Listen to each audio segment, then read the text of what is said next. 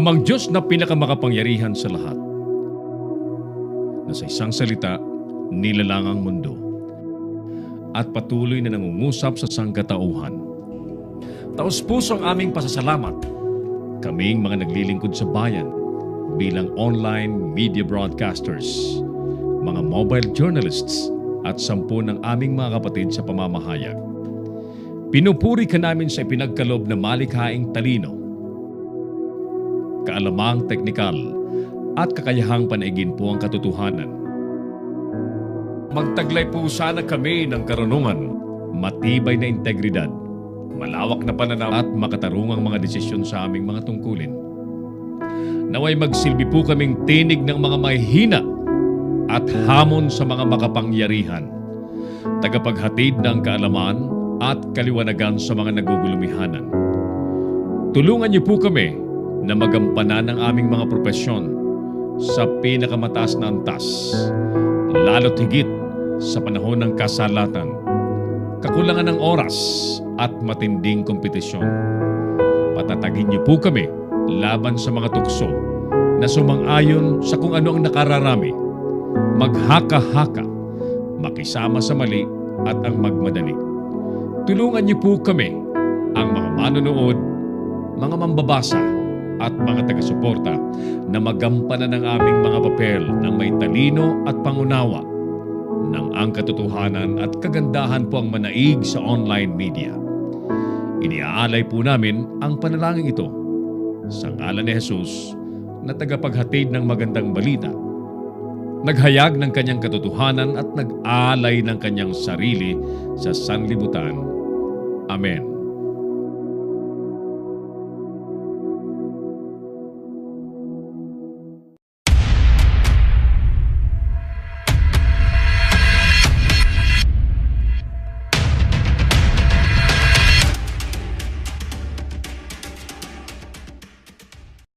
Narito ang mga isyong dapat abangan sa Kamaong Asero. San Fernando, Cebu Mayor inambush, asawa at 2 bodyguard patay. Dahil naman sa baha dulot ng bagyong si Amang, 2 ang patay, 2 pa ang nawawala. Pagkakahuli naman kay Daraga Mayor Baldo, pinagpasalamat ng pamilya Batucabe. Mga armas naman na nahuli sa bahay ni Baldo, set up lang daw ng kalaban. Samantala, clerical error lang umano ang magkakasalungat na data sa BUL votes ayon po sa COMELEC. PNP iimbestigahan ang issue ng vote buying threat sa BUL plebiscite. Mga lumad naghain po sa Supreme Court ng petisyon laban sa martial law extension. Mga rebelde at militar nagkabakbakan na naman po sa North Cotabato. BIFAR isinisi po sa mga middleman ang mahal na presyo ng isda. At mga Chinese nalalabas po ng bansa para sa New Year celebration. Pinayuhan ng Bureau of Immigration.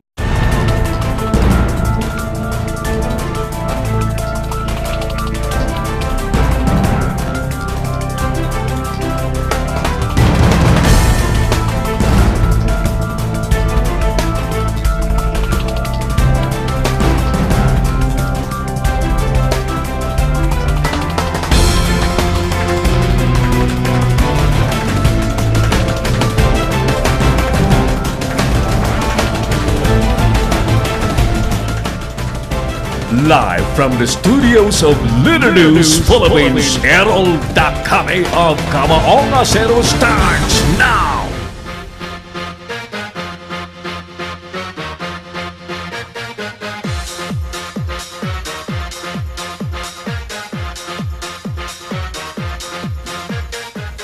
Epektibo pa ba ang PNP sa tunay nitong tungkuling proteksyonan ang mga mamamayan? Repeat, epektibo pa ba sa tingin ninyo o hindi na ang PNP sa tunay nitong tungkuling proteksyonan po ang sambayanang Pilipino? Magandang hapon po sa inyong lahat. Ako na po ito si Errol Dacame. Welcome sa pandaigdigang broadcast ng Kamaong Asero na napapanood po ng live sa Little News Philippines at telecasted po sa Pinoy Extreme Channel. Ang Ang ating palatuntunan po ay napapanood sa Pinoy Extreme Channel by 5:30 in the afternoon hanggang alas 6:30 po ng hapon. Alright! Kasama po natin ang buong pwersa ng Leader Knows Philippines at ng Pinoy Extreme Channel. Dito po sa ating studio, ang ating operations, creative and live streaming and news and current affairs. Studio po natin ay pinalilipad ngayon ni Clarence Andaya habang nakaremote ang ating operations head engineer Oliver Licop. At naganda pa rin papuntang Singapore ang ating creative director Mark Anthony Reynoso. Habang nakamasid si birthday boy Earl Nico Joel Dacame. Happy birthday, Nico.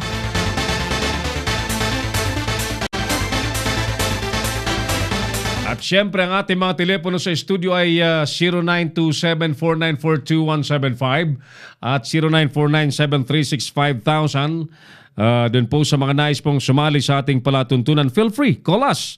At kami po ay ready pakinggan po ang inyong mga tinig patungkol po sa ating temang pinag-uusapan every afternoon. And by today, ang ating topic po ay epektibo pa ba ang PNP sa kanilang tunay na tungkuling proteksyonan po ang mga mamamayan. By the way, kaya po natin naitanong ito sapagkat tayo po ay nababahala sa sunod-sunod. At parang kaliwat kanan, walang habas na mga insidente po ng pagpatay, pag-ambus, mapapolitiko, maordinaryong tao, at lalo't nalalapit po ang halalan, dumadami po ang nababalita. Napapanood po natin sa mga reports, mga news sa television, and everywhere na mga pinapaslang. So ulitin natin ang ating survey question mga suki. Epektibo pa ba ang PNP sa kanilang orihinal na tungkuling proteksyonan ang mga mamamayan? Mag-comment po kayo sa ating live video, sa comment section ng ating live video ng Kamao Ngasero. At yan po ay garantisadong babasahin po natin.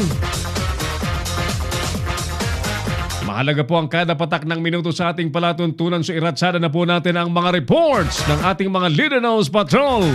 Unahin natin ang report ni partner Jojo Sikat mula po sa Senado. Ang mga barangay officials daw ay kailangan daw gawing regular na kawani ng gobyerno. Parang parang music to the ears.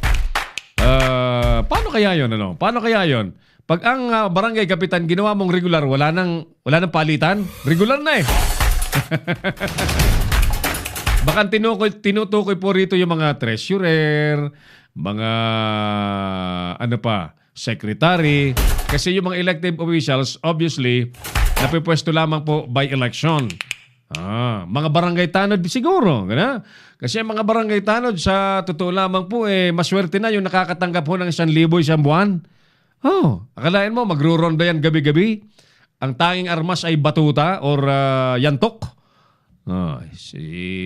Tinataya ang buhay, magruronda to maintain peace and order sa kanilang barangay. And yet, kape lang sa gabi, di ba? Barka-barkadahan, kwentuhan, and 1,000. Meron nga, wala talaga, volunteer lang talaga eh. Ayan, so, tingnan natin, ano ang nilalaman ng report na ito na maaring pumukaw ng atensyon ng marami pong mga barangay officials.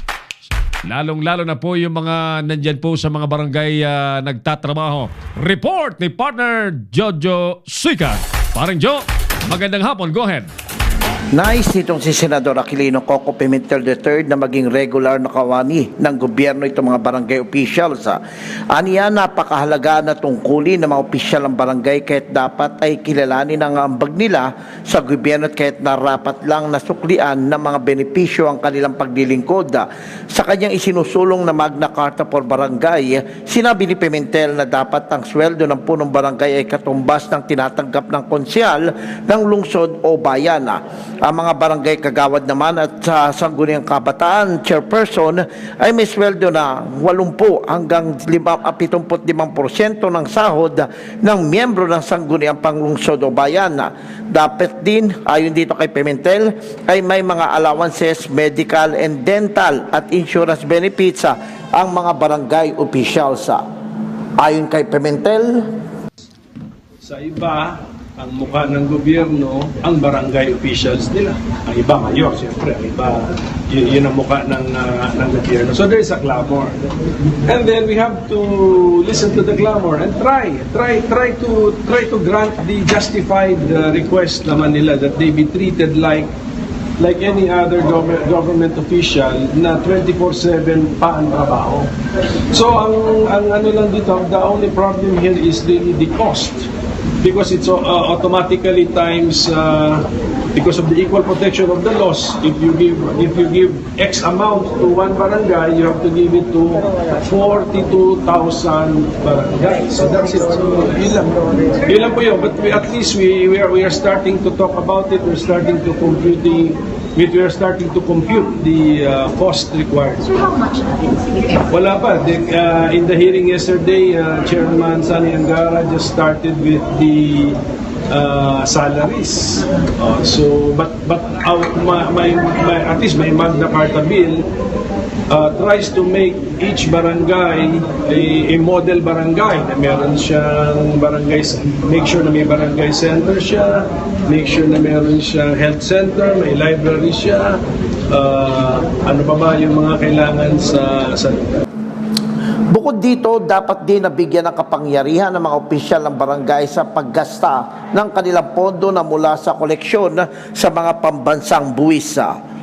Ito si Jojo Sikat para sa Leader News Philippines, nagulat. Si Errol Dacame, ang Kamaong Asero. Thank you, paring Jojo Sikat sa report na yan. Palagay ko'y magpapalakpakan po yung mga taga-barangay kapag kaganyan po ang balitang maririnig po nila. At pag-eleksyon talaga, sari-sari po ang mga panukala na hahalina po sa mga taga-barangay. I remember nung panahon ni House Speaker Joe De Venecia na nangangarap pong maging presidente that time. In-extend ng another 2 years yung term ng mga barangay officials. Di palakpakan sila kasi wala nang gastos.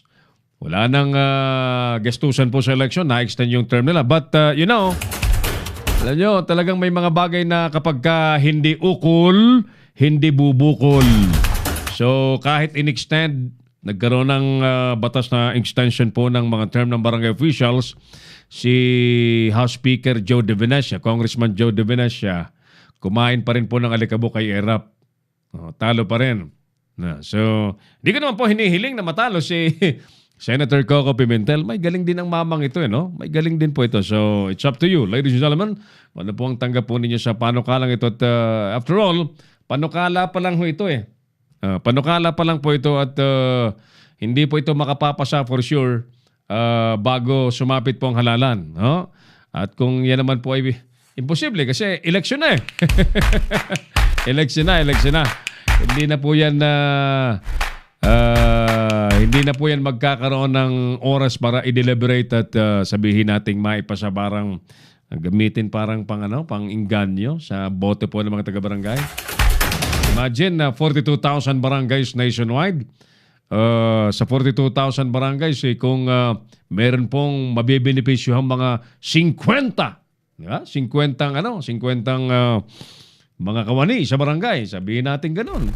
Marami-rami yun eh. 42,000 times 50, ilan ba yun? Clarence? 42,000 times 50? Ilan ba yun? 2 million? Mga 2 million votes? Madami din. Saglit! Isa pang report mga kaibigan ng ating panoorin. Puntahan po natin ang lungsod ng Muntinlupa.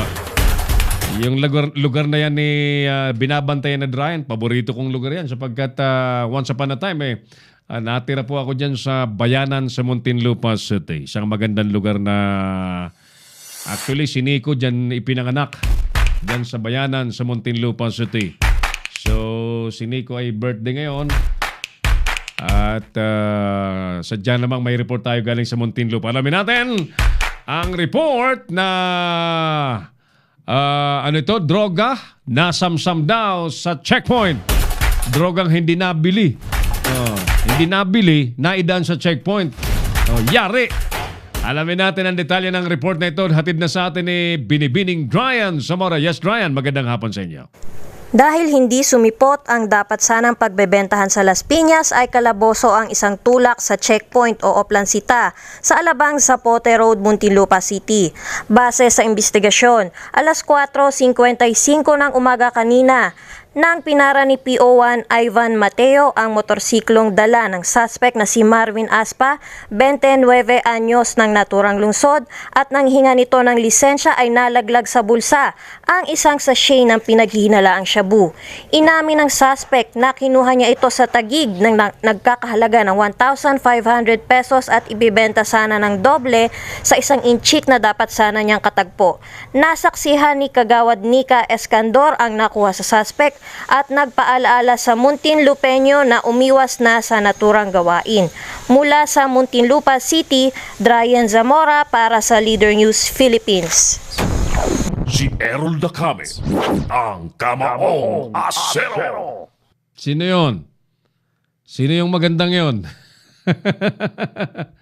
Ganda ng ang ganda ng konsyala. Nika Escandor. Yeah. Si Nika, malaki yung pag-asa niya na kasi nagmamalasakit, nagpapaalala. Ganyan talaga, no? Yung mga maalalahanin. Yan. Pagka-eleksyon ay naalala din siguro yan, siyempre, ng mga napaglilingkuran. I am not just sure kung si Nika ay incumbent ngayon or challenger. Nika, we wish you all the luck. Nika, ha? Sana manalo si Nika Escandor bilang konsihal. Na hindi nakakalimot, napaalalahanan ng mga mamamayan na wag sasawsaw sa issue ng droga. Si Errol Dacame, ang Kamaong Asero. Balikan ko po kayo sa programang Kamaong Asero pagkalipas po ng ilang importanteng paalala. Magbabalik si Errol Dacame sa Kamaong Asero. Bring your business over 1 million TV or online. Reach your target customers anytime, anywhere. Your brand on TV or on the web. Get more customers and grow your business. Advertise now.